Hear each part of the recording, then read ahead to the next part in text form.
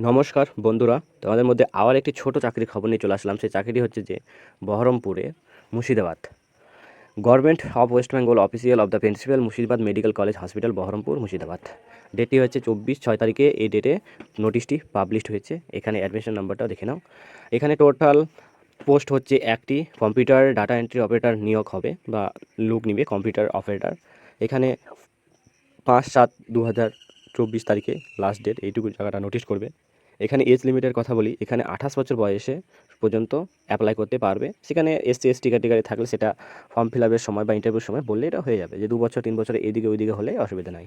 এখানে general ক্যাটেগরিরা apply করতে পারে, শুধু জেনারেল বলে না, ওবিসি এসটি সবাই অ্যাপ্লাই করতে পারে। এখানে কোয়ালিফিকেশন বলেছে ক্লাস 12 পাস, অর্থাৎ তোমরা যদি ক্লাস 12 পাস করে থাকো তাহলেই হয়ে যাবে।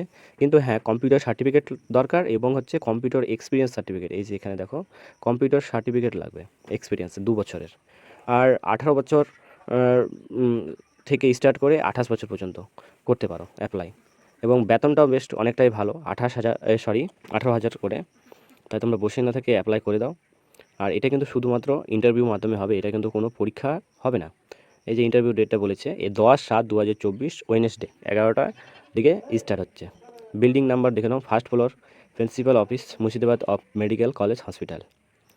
শুধু রিটার্ন টেস্ট, টাইপিং টেস্টগুলি বা ইন্টারভিউর মাধ্যমে সেটা হবে। যেমন ধরো কম্পিউটার বসিয়ে তোমাদের টাইপিং টেস্টটা করাবে এবং ইন্টারভিউ হবে, সেখানে কাগজপত্রগুলো ভেরিফাই হবে, দেখবে, বাস এটাই আর কি।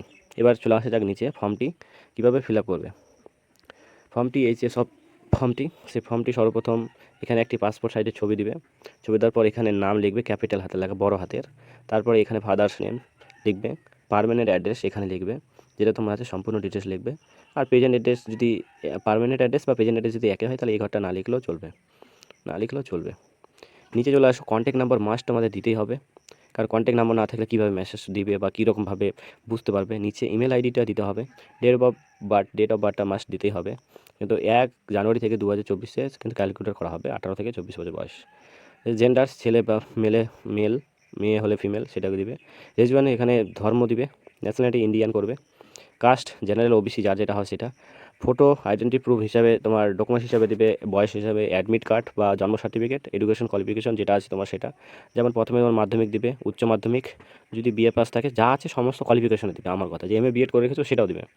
দেওয়ার পরে কী হবে, যত ডকুমেন্টস হবে তত ভালো হবে। আর একটা কথা কি, যত চিনি দিবে তত গুড় মিষ্টি হবে, একটা কথা আছে আমাদের বাংলায়, সেরকমভাবে। আদার্স কোয়ালিফিকেশন যদি হয়ে থাকে সেটাও দিয়ে দিবে এখানে। ওয়ার্ক এক্সপিরিয়েন্স সার্টিফিকেটটা এখানে কম্পিউটার সার্টিফিকেট দিয়ে দিবে। আর যদি কম্পিউটার সার্টিফিকেট না থাকে তো এইদিকে ওইদিকে চোখ কান খুলে রাখো আর টাকা পয়সা দিয়ে পারলে বানিয়ে নাও।